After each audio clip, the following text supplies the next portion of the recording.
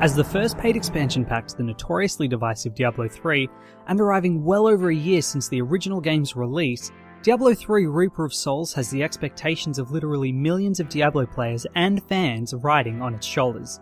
Diablo 3 was met with heavy criticism due to some game-breaking server issues on launch, as well as a number of questionable design decisions that moved it away from its predecessor, Diablo 2.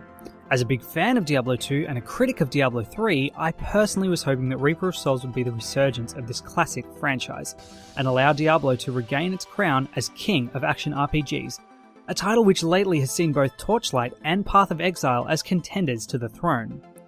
Before I get into Reaper of Souls, I need to mention patch 2.0.1, the titanic patch that launched a month previous to the release of the expansion.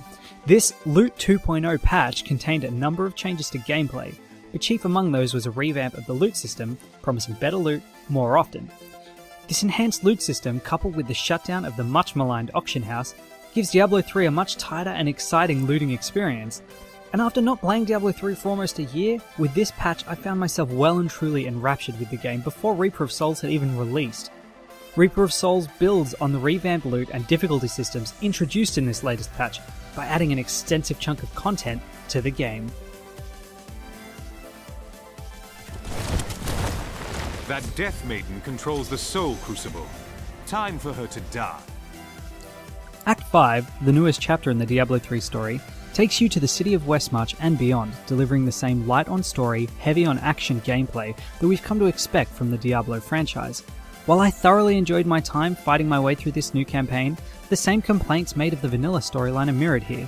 The characters, bar Tyrael and your companions, are mostly forgettable, and the dialogue is a by-the-numbers affair, giving you exactly the information you need to progress, and not much more. However, the tomes and bestiary entries from the original game are present once more, and particularly in the later stages of the story, I found myself hunting these down purposefully to get every drop of the backstory that these audio logs revealed, something I never found myself doing in the original game. And even his very name, when the first generation of Crusaders fell. The highlight of the new act is without a doubt Malthael himself, and while he only appears a small number of times throughout the story, Blizzard has created a memorable and sinister villain in the Angel of Death. Malthael is a massive improvement on the villains of the previous games, such as Azmodan or Belial, who often came across as little more than comic book villains.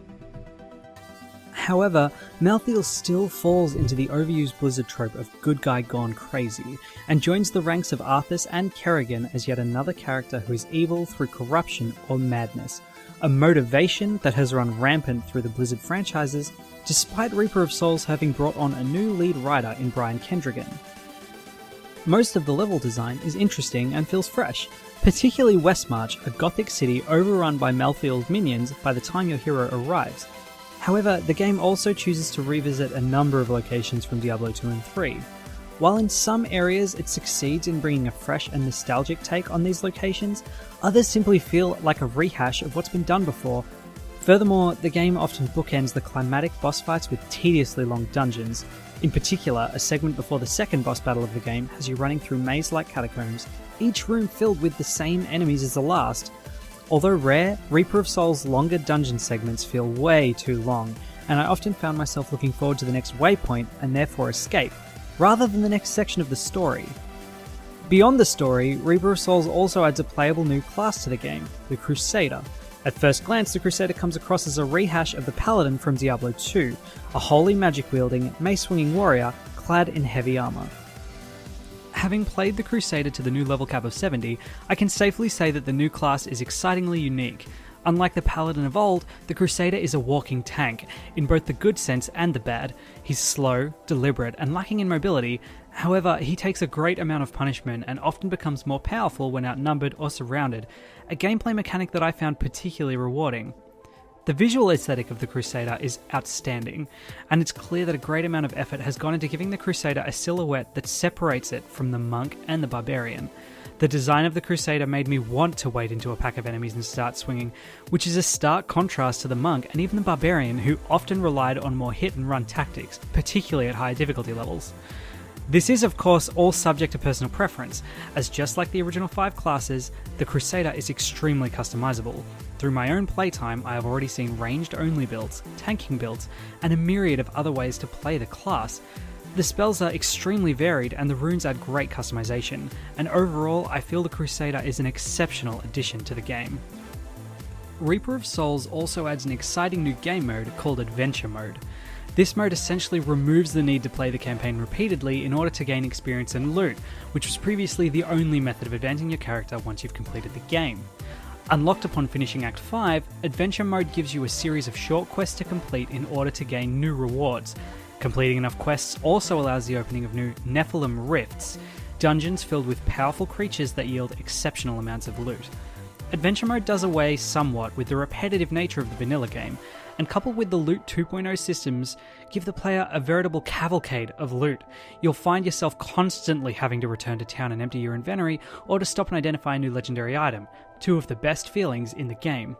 It takes the core experience of the Diablo franchise, killing monsters and grabbing loot, and capitalizes heavily on this experience. It's a much tighter, more exciting version of the core gameplay.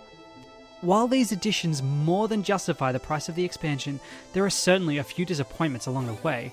While I had a great time with the Crusader, I couldn't help but feel that another playable class would have gone a long way. When Diablo 2 Lord of Destruction released in 2001, it came with the Druid and the Assassin, two vastly different characters with unique playstyles. Instead, with this expansion, most players will find themselves playing a Crusader simply because they've played everything else, not because it's a unique, interesting choice that suits them. Another disappointing exclusion is the cutscene shown at the end of the game. Sadly, Blizzard opted for the parchment and ink style cutscenes, usually used mid-act, rather than the incredible rendered cutscenes that we were given in the vanilla game at the end of each act.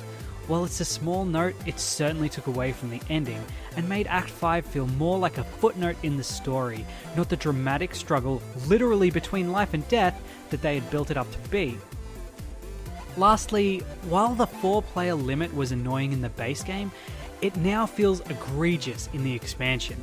Having only 4 of the 6 classes present can feel really disappointing, especially if you've got 2 or 3 of the same class in your game. While it's clear that adding more people into a game would make it incredibly hard to play, I can't help but feel that the party size is a real letdown. I'd have gladly sacrificed a few of the more flashy special effects for an increase in the party size. However, overall Diablo 3 Reaper of Souls is mechanically a whole new game compared to the original release. The core gameplay and loot is no longer the mediocre auction house driven experience of the base game, and the post-campaign experience is much improved with the addition of Adventure Mode. All the classes have seen some great improvements in their gameplay, and there's few experiences out there right now that compare to jumping into this game with some friends. My only hope is that Blizzard can release another quality expansion without making us wait 18 months for the next one.